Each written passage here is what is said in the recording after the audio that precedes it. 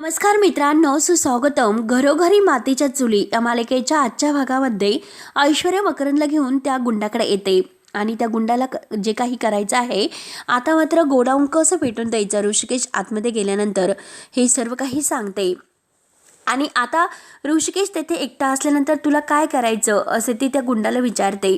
तेव्हा तो गुंडा म्हणतो की मला चांगलं माहिती आहे की तो असल्यानंतर तेथे काय करायचं म्हणून. तेव्हा आता ऐश्वर्या अगदी मकरंदकडून पैसे घेऊन त्या गुंडाला देते. आता तो गुंड पैसे घेतो आणि कामाला निघतो. तेव्हा आता मकरंद तो गुंड गेल्यानंतर ऐश्वर्याला म्हणतो की हे बघ ऐश्वर्या, आपण काही चूक तर करत नाही ना, हा प्लॅन आपल्यावर उलटणार नाही ना. त्यावर तर ऐश्वर्या म्हणते की अरे आपल्यावर कसं उलटेल, कारण गोडाऊनमध्ये शॉर्ट सर्किट होत असतात आणि असे शॉर्ट सर्किट होऊन कित्येक माणसं मरतात. हा सुद्धा ऋषिकेश आज ढगात गेला तर तसंच काही झाले असे समज आणि इतकं टेन्शन घेऊ नकोस. त्यामुळे तू काळजी करू नकोस, जसं काही आपल्याला आहे तसंच होईल, अगदी हवे तसे. तेव्हा आता मकरंद म्हणतो की ठीक आहे. मकरंदला आता खूप टेन्शन येतं. ऐश्वर्या म्हणते की ठीक आहे म्हणजे अरे मॅप तुझा हात भाजलेला आहे, त्याचा मात्र आपण पुरेपूर बदला घ्यायचा आहे आणि आता फक्त त्या ऋषिकेची राख शिल्लक ठेवायची आहे, राख. तेव्हा आता मकरंद म्हणतो की ऐश्वर्या हे बघ, आपण हे करण्याचं ठरवलेलं आहेच, मग आता मात्र ते पूर्ण करायचं. मग आता मात्र ऋषिकेची राख सुद्धा शिल्लक राहायला नकोय. तुझ्या माणसाला सगळं काही बंदोबस्त करायला सांग. आग लागेल परंतु ती माझ्या हातून. आता इकडे ऋषिकेश मात्र कामाला येतो आणि आता तो सही वगैरे करतो आणि मालकाला गुड मॉर्निंग वगैरे म्हणतो. काय काम करायचं आहे हे विचारतो. तेव्हा मात्र आता तो मालक म्हणतो की ह्या गोण्या वगैरे आहे ना, तर त्या मात्र व्यवस्थित आतमध्ये लावून घ्या. तेव्हा आता ऋषिकेश धावतच आत येतो आणि ऋषिकेश आता सर्व काही कोट वगैरे काढून कामाला लागतो. पोती उचलत असतो आणि ती व्यवस्थित लावत असतो. आणि तेवढ्यात आता जानकी तेथे येते, कारण तिला मोबाईल द्यायचा असतो आणि ती तेथील त्या मालकांना विचारते की ऋषिकेश रणदिवे इथेच काम करतात ना. तेव्हा ते मालक म्हणतात की हो इथेच काम करतात आणि तो आतमध्ये काम करत आहे असे ते जानकीला सांगतात. तेव्हा आता जानकी म्हणते मला त्यांना भेटायचं होतं, मी भेटू शकतेस का. तेव्हा आता ते मालक म्हणतात की हो नक्की, जा तुम्ही आतमध्ये. तेव्हा मात्र आता ऋषिकेश आतमध्ये काम करत असतो आणि आता जो गुंडा आहे तर तो मात्र गुपचूप तेथे घुसतो आणि तेथे गोडाऊनमध्ये आल्यानंतर सगळ्या बॉक्सवर तो राखेल ओतत असतो. आता राखेलने सगळीकडे पेट होईल म्हणून तो राखेल टाकण्याचं काम अगदी गुपचूप करत असतो आणि ऋषिकेश आपल्या कामामध्ये मग्न असतो. तो पोती वाहत असतो. त्यानंतर आता ऋषिकेशची सगळी काही पोती वगैरे अगदी व्यवस्थित लावून होतात आणि तेवढ्यात ऋषिकेश आता थोडासा उभा राहतो आणि तेवढ्यात त्याला देवळामध्ये घडलेला प्रकार आठवतो, कारण सुमित्राने त्या माणसांना येथे भेटायला का बोलावलं असेल याचा तो विचार करत असतो. आणि आई आपल्यावर रागावून निघून गेलेली आहे, आई बोलली नाही म्हणून तो आता आईला फोन लावण्याचा ठरवतो. काम पूर्ण झालेले आहे, मी आता आईला फोन करतो, कारण मला तिचा राग शांत करावा लागेल. म्हणून आपल्या खिशातील मोबाईल बाहेर काढतो, परंतु आता खिशात हातमध्ये घातल्यानंतर काही मोबाईल त्याच्या हातात तेथे येत नाही. पुन्हा तो खिशे तपासतो परंतु मोबाईल काही खिशात नसतो आणि जानकी मात्र त्याचा तोच विसरलेला मोबाईल द्यायला आलेली असते. तेव्हा मात्र आता ऋषिकेश म्हणतो की माझा फोन कुठे गेला असेल, रस्त्यात तर कुठे पडला नसेल ना. आणि तेवढ्यात ऋषिकेशला आठवतं की आता तिचा म्हणजे त्याचा जो मोबाईल आहे तर तो मात्र जानकीकडे त्याने दिलेला आहे, कारण ते दर्शन घेत असताना जानकी तो मोबाईल उचलते आणि ऋषिकेशला म्हणते की तुझा मोबाईल माझ्याकडे आहे आणि ऋषिकेश तिला हो म्हटलेला असतो.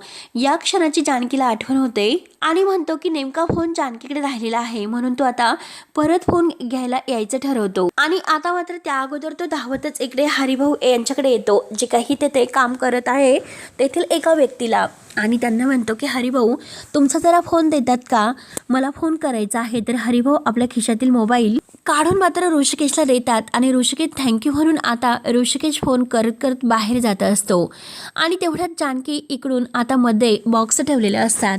आता ऋषिकेश बॉक्सच्या ह्या साईडने जातो आणि जानकी मात्र त्याच्या उलट साईडने आतमध्ये येते आणि ऋषिकेश बाहेर निघून जातो. तेव्हा आता जानकी आतमध्ये गेल्यानंतर तेथे नेटवर्क इश्यू असल्यामुळे फोन काही लागत नसतो. ऋषिकेश विचार करतो माझा फोन का लागत नसेल म्हणून तो पूर्णपणे बाहेर येतो. म्हणून तो आता जानकीच्या मोबाईलवर फोन करून पाहतो. तेव्हा आता जानकीचा फोन सुद्धा काही लागत नसतो, कारण तेथे नेटवर्क आतमध्ये नेटवर्कच नसते. आता मात्र जानकी आत घुसते आणि ऋषिकेशला आवाज देत असते आणि तेव्हा त्याला तेथे रॉकेलचा वास येत असतो. ती म्हणते की कसला वास येत आहे, नक्की काय सांडले असेल इथे आणि हा इतका घाणेरडा वास कसला असेल. तेव्हा आता ऋषिकेश मात्र फोन लावत असतो आणि जानकीचा फोन काही लागत नसतो. आणि आता मात्र तो म्हणतो की जानकीचा सुद्धा फोन लागत नाही, मी ऑफिसमधील स्टाफला फोन करतो. म्हणून आता ऋषिकेश रश्मीला फोन करतो आणि रश्मीला फोन करून विचारतो की मला जानकीशी बोलायचं होतं आणि आता मात्र माझा फोन त्यांच्याकडे राहिलेला आहे, मी त्यांच्याशी बोलू शकतो का. तेव्हा आता रश्मी म्हणते की आत्ता तुम्ही नाही बोलू शकत आणि कोणी ऋषिकेश नावाचा माणूस आहे त्याचा फोन राहिला होता आणि तो देण्यासाठी जानकी मात्र तिकडे आलेली आहे. तेव्हा आता ऋषिकेश हसतो आणि म्हणतो की अच्छा मीच ऋषिकेश आहे, ठीक आहे थँक्यू बोलून तो आता फोन ठेवतो. त्यानंतर आता इकडे मकरंदने मात्र त्याच्या माणसाने जे रॉकेल टाकून ठेवलेलं आहे तर त्यावर काडी तो स्वतः पेटून देतो. आता काडी टाकल्यानंतर सगळी काही पोती वगैरे आहे तर ते भडका उठून मात्र पेट घेतात. आता मात्र आग आग म्हणून सगळेजण धावतात. आग लागलीच कशी, आता सगळ्यांना खूप टेन्शन येते.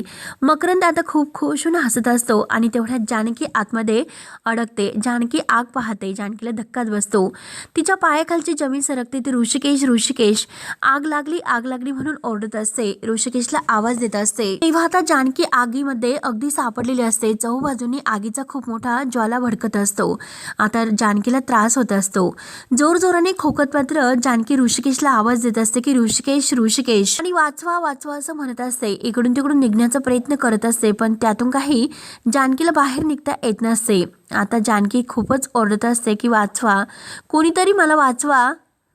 जानकीला खूप त्रास होत असतो. जानकी तिथून बाहेर निघण्याचा प्रयत्न करत असते. तोच आता तेथील एक लाकूड आहे तर सनकनी जानकीच्या डोक्यात पडतं आणि डोक्यात पडल्यानंतर जानकीला चक्कर येते. डोक्यामध्ये जब्बर मार लागलेला असतो आणि तशीच त्या आगीमध्ये ती खाली पडते आणि तेवढ्यात ऋषिकेश धावतच येतो. जानकीला पाहतो, जानकी खाली पडणार असते.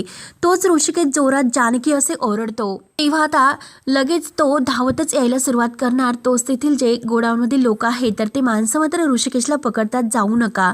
तेव्हा आता ऋषिकेश जोरात ओरडत असतो की सोडा सोडा मला जाऊन द्या आणि जानकी चक्कर येऊन खाली त्या आगीतच पडते. त्यानंतर आता लगेच इकडे मकरंदला तर खूपच टेन्शन आलेलं असतं आणि तो ऐश्वर्याला म्हणतो की नाही ऐश्वर्या, मी असं नाही वागू शकत आणि ह्या सगळ्याचा ब्लेम जर माझ्यावर आला तर काय होईल.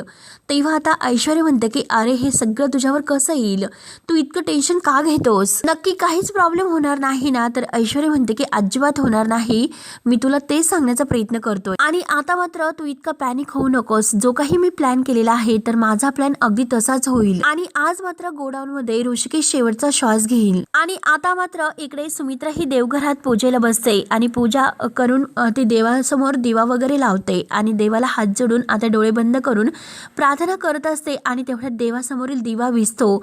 आता एक खूप मोठा संकेत मात्र सुमित्रा समोर घडतो. सुमित्राला खूप टेन्शन येतं. सुमित्रा म्हणते की अगं बाई हे काय झालं, दिवा कसा विझला असेल, असं कधीही होत नाही, असं काय झालं, माझा ऋषिकेश सुखरूप तर असेल ना, मग हा देवाचा काही संकेत तर नसेल ना. म्हणून आता सुमित्राला खूप टेन्शन येते आणि ती लगेच देवाला हात जोडते. देवा अरे हे नक्की काय घडत आहे म्हणून सुमित्राला खूप टेन्शन येते. सुमित्रा धावतच बाहेर येते. देवाला म्हणते की माझ्या ऋषिकेशला वाचव, त्याच्यावर कोणतंही संकट येऊन देऊ नकोस. तेव्हा आता सुमित्रा बाहेर येते तर आजी तिला विचारते की काय ग काय झालं. तेव्हा आता सुमित्रा म्हणते की अगं मला ऋषिकेशची काळजी वाटायला लागली. तेव्हा आजी विचारते की काय झाले. आता मात्र सुमित्रा म्हणते की मी देवासमोर दिवा लावला होता परंतु अचानक मात्र तो दिवा विझला आणि हे असं कधीही होत नाही. तेव्हा आता आजी तिची समजूत काढते आणि म्हणते की हे बघ सुमित्रा, असं काही नसतं, वारा येतो आणि त्यामुळे दिवा विझतो. तेव्हा आता सुमित्रा म्हणते की तसं जर असेल तर बरं होईल आणि देवाला हात जोडून म्हणते की परमेश्वरा माझ्या ऋषिकेशला काही होऊन देऊ नको, कोणतंही संकट त्याच्यावर येऊन देऊ नकोस. आता मात्र मी लगेच ऋषिकेशला भेटायला जाते, तरच माझ्या मनातील शंका दूर होतील. तर आजीही आता सुमित्रावरच ओरडत असते, अगं कायम तू त्या ऋषिकेशचा विचार करत असते ना, त्यामुळे तुला असं काहीतरी विचार माझ्या मनात येतात. आणि सुमित्रा धावतच निघून जाते. तर इकडे सारंग पाहतो. सारंग आजीला विचारतो की आई कुठे गेली. तेव्हा आता लगेच आजी म्हणते की गेली त्या ऋषिकेशला शोधायला, त्याला पाहतो सुखरूप आहे की नाही पाहिला, तिला सारखी त्या ऋषिकेशचीच काळजी लागते. आता सारंग सुद्धा आईच्या मागे जातो. आई तू एकटी जाऊ नकोस, मी येतो, म्हणून तो धावतच गेलेला असतो. त्यानंतर आता इकडे जानकी तर बेशुद्ध पडलेली असते आणि ऋषिकेश मात्र तिला वाचवायला जातच असतो. परंतु ते लोक आता ऋषिकेशला अडवण्याचा प्रयत्न करतात, त्याला काही जाऊन देत नसतात. तरी सुद्धा आता ऋषिकेश कुणाचं न ऐकता लगेच तो जानकीजवळ धावतच येतो. आगीचा अगदी म्हणजे त्याच्यापासून वाचून आणि आल्या आल्या तो जानकीला उचलतो. जानकीला तो उठवण्याचा खूप प्रयत्न करतो. जानकीच्या डोक्याला जखम झालेली असते कारण डोक्यामध्ये लाकूड तिला लागलेले असते. ऋषिकेश घाईने मात्र जानकीला उचलतो आणि तिला उचलून आता तो घेऊन येत असतो. जानकी बेशुद्धच असते. आता मात्र सगळेजण पाहत असतात आणि ऋषिकेशला आवाज देत असतात. ऋषिकेश तसाच जानकीला घेऊन बाहेर येत असतो. आगीचे जे काही आता भडके आहेत तर ते अंगावर उडत असतात. तसाच सावरून तो जानकीला उचलून घेऊन येतो. त्यानंतर इकडे मकरंदला तर खूप टेन्शन येतं. आता ऐश्वर्या म्हणते की मॅप, अरे मॅप तू काय इतका टेन्शन घेतोस, काही होणार नाही, तू कॉफी घे बरं, म्हणजे तुला बरं वाटेल. तेव्हा आता ऐश्वर्या मुद्दाम ही मॅपला टेन्शनच्या बाहेर काढण्याचा प्रयत्न करत असते. परंतु मॅपला असं वाटतं मी जर यात अडकलो तर अवघड होईल. आता मात्र ऐश्वर्या त्याला काही टेन्शन घेऊ नको असे सांगत असते. अरे मॅप तू इतकं टेन्शन का घेतोस, मी तुला म्हटले ना सगळं काही व्यवस्थित होणार आहे, त्यामुळे तू काही काळजी करू नकोस. तेव्हा आता मकरंद पाहतच असतो, अगदी शांत पडलेला असतो. आणि तेवढ्यात आता ज्या काही माणसाला हे काम दिलेलं आहे तो धावतच येतो ताई ताई करत. ऐश्वर्या विचारते की काय रे काय झालं. तेव्हा तो माणूस डोक्याला हात लावतो आणि म्हणतो की तेथे एक भयंकर असा गोंधळ झालेला आहे. तेव्हा ऐश्वर्या विचारते की काय झालं. तेव्हा तो माणूस म्हणतो की दादांनी मात्र गोडाऊनला आग लावली खरी, पण त्यात मात्र ती मुलगी अडकली. आता मुलगी अडकली म्हटल्यानंतर सर्वांना एक प्रकारचा खूप मोठा धक्का बसतो आणि मकरंद आणि ऐश्वर्या बघूनच असतात. आता हे ऐकल्यानंतर आता मकरंद खूपच चिडतो आणि तो खूपच पॅनिक होतो, इतका रागवतो आणि म्हणतो की काय बोलतोस. ऐश्वर्या म्हणते की हे बघ मॅप, तू इतका पॅनिक होऊ नकोस, तिला काही होणार नाही.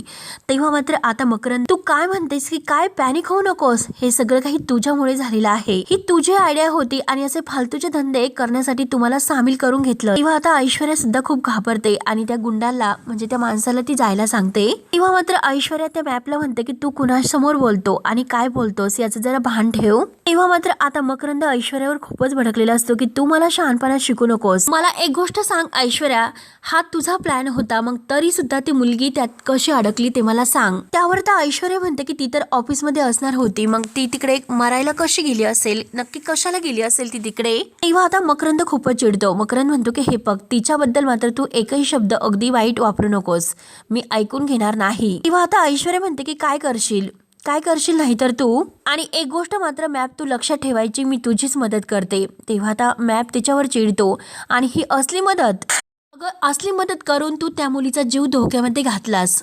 आणि हे बघ ऐश्वर्या, जर तिला काही झाले तर मी स्वतःला कधीही माफ तर करणार नाहीच, पण एक गोष्ट लक्षात ठेवायची की मी तुला सुद्धा कधीही माफ नाही करणार. असे रागात बोलून मात्र आता मकरंद तिथून निघून जातो. तर ऐश्वर्या म्हणते की मॅप, अरे ऐकून घे. आणि आता तो निघून गेल्यानंतर म्हणते की खरंच किती मूर्ख आहे, मला कसं असं बोलू शकतो. त्या युजलेस मुलीच्या प्रेमामध्ये इतका वेडा झाला की हा कसा वागतो, काय बोलतो, त्याचं मात्र याला भानच राहिलेलं नाही. म्हणून आता ऐश्वर्याला खूप टेन्शन येते. त्यानंतर आता ऋषिकेश जानकीला घेऊन इकडे घरी येतो आणि डॉक्टर आता जानकीला तपासत असतात, तिच्या जखमेवर पट्टी करतात. तेव्हा आता ऋषिकेशला खूप टेन्शन येते, त्याला जानकीची काळजी वाटते, परंतु जानकी काही अजून शुद्धीवर आलेली नसते. तेव्हा आता ऋषिकेश डॉक्टरांना विचारतो की डॉक्टर, जानकी बरी आहे ना, ती शुद्धीवर नाही आली अजून, ती डोळे सुद्धा उघडत नाही, म्हणून मी तुम्हाला विचारतो. तेव्हा आता डॉक्टर म्हणतात की हे बघा, काही टेन्शन घेऊ नका, शांत व्हा बरं. त्यांच्या नाकातोंडात धूर गेल्यामुळे त्या अजूनपर्यंत बेशुद्ध आहेत, पण थोड्या वेळाने ते नक्की शुद्धीवर येतील, त्यामुळे तुम्ही काही काळजी करू नका. आणि काही औषधं मी तुम्हाला लिहून देते, आता औषध तुम्ही घेऊन या, म्हणजे ते लवकर शुद्धीवर येतील. आता ऋषिकेशला काळजी लागते की जानकी कधी शुद्धीवर येईल. त्याला जानकीची इतकी काळजी लागलेली असते, त्याचा जीव अगदी जानकीसाठी अधीर झालेला असतो. त्यानंतर आता इकडे ज्या पाटील काकांचं हे गोडाऊन जळालेलं आहे तर ते खूप रडत असतात. हे कसं झालं, काय झालं, सगळं काही उद्ध्वस्त झालं म्हणून खूपच रडतात. आणि त्याच वेळेस आता तेथे सारंग आणि सुमित्रा गाडीतून येऊन तेथे पोहोचतात. आता हे सगळं काही घडलेलं दृश्य पाहून आता त्यांना खूप मोठा एक धक्का बसतो आणि आता पाहतच असतात. सारंग घाबरतच विचारतो की ह्या गोडाऊनला आग कशी लागली काका, आणि आमचा ऋषिकेश दादा कुठे आहे. तर सुमित्रा तर रडतच विचारते की माझा ऋषिकेश कुठे आहे, त्याला काही झाले तर नाही ना. तेव्हा मात्र आता तेथील जे काही जमलेले लोक आहेत तर ते म्हणतात की सुदैवाने कुणाला काहीच झाले नाही, कारण जेव्हा आग लागली परंतु एक मुलगी त्यात अडकली होती आणि स्वतः ऋषिकेश दादानी मात्र तिला त्यातून वाचवलं. तेव्हा आता सुमित्रा विचारते की कोण मुलगी. तेव्हा आता पाटील काका म्हणतात की कोण मुलगी होती माहिती नाही, परंतु तिचं नाव जानकी होतं, असे रडतच म्हणतात. ऋषिकेश तिला ओळखतो म्हणून आता पाटील काका डोक्याला हात लावून आणखीनच खूप रडतात. तेव्हा आता सुमित्रा सारंगला म्हणते की बघितलंस का ती मुलगी, त्या मुलीसाठी मात्र माझ्या ऋषिकेशने जीव धोक्यामध्ये घातला. आज मात्र माझ्या ऋषिकेशला जर काही झाले असते तर मग. तेव्हा आता सारंग आईला शांत करत असतो. आई हे बघ तू चिडचिड करू नको, शांत हो बरं अगोदर. तेव्हा आता सुमित्रा काही शांत बसायला तयारच नसते आणि सुमित्रा जोरात ओरडत म्हणते की जोपर्यंत मी त्या जानकीला ऋषिकेश पासून दूर करत नाही तोपर्यंत मी शांत नाही बसणार. आणि चल अगोदर आपण आताच्या आता ऋषिकेशकडे जाऊयात.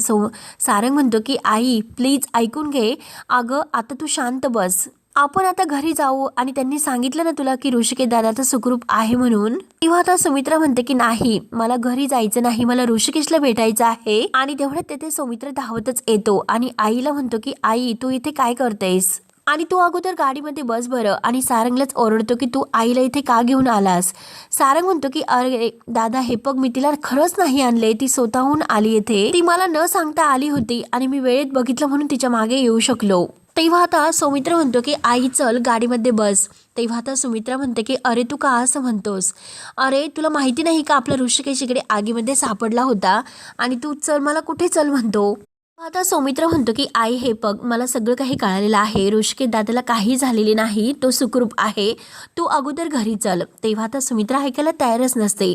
सुमित्रा म्हणते की नाही जोपर्यंत त्या जानकीला मी ऋषिकेशच्या आयुष्यातून बाहेर काढत नाही तोपर्यंत मी कुठेही येणार नाही. जोपर्यंत मी माझ्या ऋषिकेशला सुखरूप बघत नाही तोपर्यंत माझ्या जीवात जीव येणार नाही आणि तोपर्यंत मला कसलीही चैन नाही पडणार. आणि तुम्ही येतात की नाही, नाहीतर मी सुद्धा जाते. म्हणून आता सुमित्रा दोघांवर ओरडते आणि तिला आता फक्त आणि फक्त ऋषिकेशची इतकी काळजी लागलेली असते की केव्हा मी ऋषिकेशला अगदी बघेल. म्हणून सुमित्राचा जीव तित्तीर तुटत असतो आणि ती खूप रडत असते. आता सुमित्रा काही ऐकायला तयारच नसते. सुमित्रा म्हणते की तुम्हाला यायचं नसेल तर येऊ नका, मी जाते. आता सारंग म्हणतो की हे बघ दादा चल तू गाडीमध्ये बस, आई काही ऐकायला तयार नाही. तर बिचारे पाटील काका त्यांचा गोडाऊन जळाल्यामुळे खूप रडत असतात. त्यानंतर आता इकडे डॉक्टर आणि ऋषिकेश मात्र जानकी शुद्धीवर येण्याची वाट पाहत असतात. ऋषिकेश देवाला हातात जोडून उभा असतो आणि जानकी शुद्धीवर येण्यासाठी सारखं तिच्याकडे पाहत असतो. आणि तेवढ्यात आता जानकीला शुद्ध येते. आता मात्र जानकीला शुद्ध आल्यानंतर ऋषिकेशला खूपच आनंद होतो. आता जानकी उठायला पाहते. ऋषिकेश तिला म्हणतो की थांब तू स्वतः उठू नकोस, मी उठवतो. म्हणून तो जानकीला उठून बसवतो आणि जानकीला तर तो विचारतो की आता बरं वाटतं का.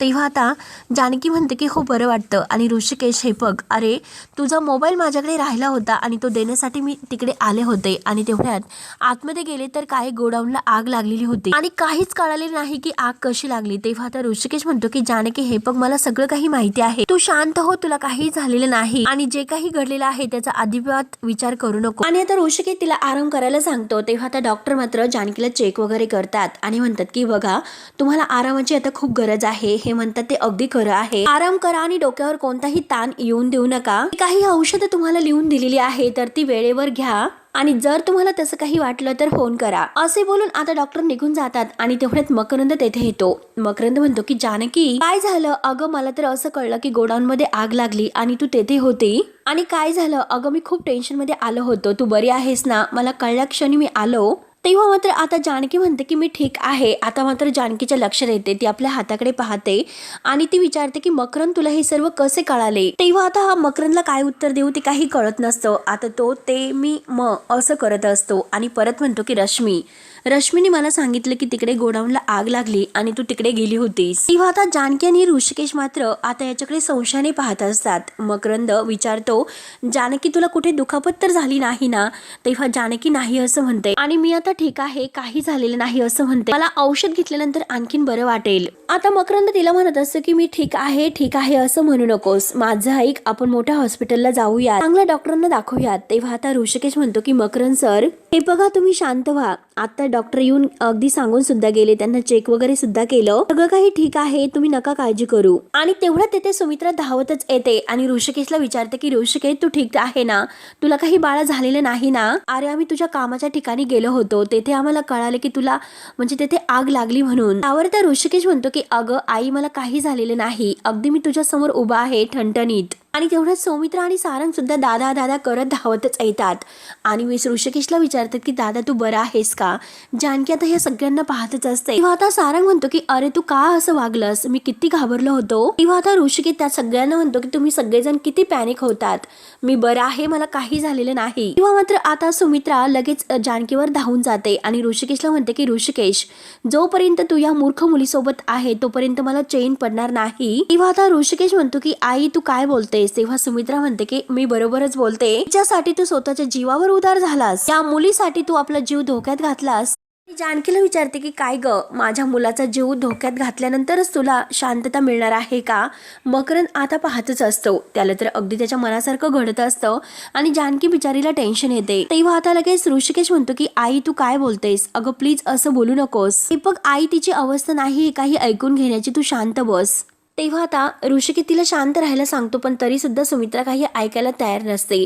सुमित्रा म्हणते की ऋषिकेश मी काही झाले तरी शांत नाही बसणार, शेवटी ह्या मुलीचा पान उतारा मी करतच राहणार. मात्र आता जानकीला आणखीनच वाईट वाटतं. ऋषिकेश तुला थोडीशी सुद्धा अक्कल नाही का, ह्या उद्धट मुलीसाठी तू अगदी तिचे जीव वाचवायला आगीमध्ये उडी मारलीस. तेव्हा आता जानकी खूप रडत असते आणि मकरंद तिच्याकडे पाहत असतो. ऋषिकेश म्हणतो की आई तू प्लीज शांत हो, प्लीज काही बोलू नकोस. आणि तो सुमित्राला बाहेर घेऊन जातो की आई मला तुझ्याशी बोलायचं आहे. तेव्हा आता सुमित्रा म्हणते की अरे अरे बघ ना, ऐकून तर घे. आता तो सगळ्यांना बाहेर घेऊन येतो आणि आईला म्हणतो की जे काही तुला बोलायचं असेल ते मला बोल, जानकीला एक शब्द सुद्धा बोलू नकोस. आणि ती बिचारी आता सध्या काहीच ऐकण्याच्या मनस्थितीत नाही आणि मुळात म्हणजे तिची काही चूक नाही. तेव्हा आता सुमित्रा म्हणते की ऋषिकेश तू काय बोलतोस, अरे ती मुलगी आगीत अडकली होती आणि तू तिला वाचवायला आगीमध्ये गेला होतास. जानकी आता खूप रडत असते. जानकी आता रडून पाहत असते आणि मकरंदला तर शेवटी त्याच्या मनासारखं घडत असतं म्हणून तो आता जानकीकडे पाहतच असतो. तेव्हा आता सुमित्रा मोठमोठ्याने ओरडत असते की ही मुलगी जर तेथे गेली नसती तर आज मात्र हा सगळा काही प्रकार झालाच नसता. तेव्हा आता जानकी हे सर्व काही ऐकून ती खूप रडत असते आणि विचार करत बसलेली असते. आता मात्र मित्रांनो हा भाग येथे संपतो. पुढील भागामध्ये आता मात्र ऋषिकेश बाहेर झोपायला जायला निघतो, तर आता जानकी म्हणते की थांब ऋषिकेश, अरे बाहेर खूप थंडी आहे, तू आतमध्ये झोपू शकतो आणि आज बसून तू आतमध्ये झोप. तेव्हा आता ऋषिकेश म्हणतो की मी आत कसा झोपेल. तेव्हा आता जानकी म्हणते की जो मुलगा स्वतःच्या जीवाची पर्वा न करता माझा जीव वाचवितो कधीही माझ्या विश्वासाला तडा देऊ शकत नाही. म्हणून आता जानकी तेथे खाटावर झोपलेली असते आणि ऋषिकेश खाली. तेव्हा मात्र आता ऋषिकेश तिच्याकडे पाहत असतो आणि जानकी ऋषिकेशकडे. त्यानंतर आता इकडे मकरंद दारू पित असतो आणि दारू पित तो आता इतका भडकलेला असतो, किती काही झालं तरी आता जानकी मी त्या ऋषिकेशची मात्र तुला कधीही होऊन देणार नाही, नाही म्हणजे नाहीच. मात्र आता जो काही काचेचा तो ग्लास असतो तर मकरंद आपल्या स्वतःच्या हातामध्ये तो फोडतो, त्याला इतका राग आलेला असतो. त्यानंतर आता दुसऱ्या दिवशी जानकी इकडे ऑफिसला येते आणि रश्मीला विचारते मला मकरंद सरांनी सांगितलं की तू त्यांना हे सर्व सांगितले की गोडाऊनला आग लागली म्हणून. आणि तेव्हा रश्मी म्हणून जाते की अगं आम्हाला हे जे काही घडलेलं आहे ते सगळं काही नंतर कळाले, अगोदर काही माहिती नव्हते. तेव्हा आता जानकीला अगदी ह्या मकरंदबद्दल संशय येतो. जानकी आता अगदी हे ऐकून धक्काच बसतो आणि ती विचार करते की मकरंदला मात्र आता मी आगीत अडकले, हे मात्र रश्मीकडून नाही तर दुसरेकडून कळलेलं आहे, याचा आता जानकी विचार करत बसलेली असते. तेव्हा आता मित्रांनो जानकीला बरोबर मकरंदचा संशय येतो. तर मित्रांनो पुढे काय होईल हे बघण्यासाठी आपल्या चॅनलला नक्की सबस्क्राईब करत राहा. धन्यवाद.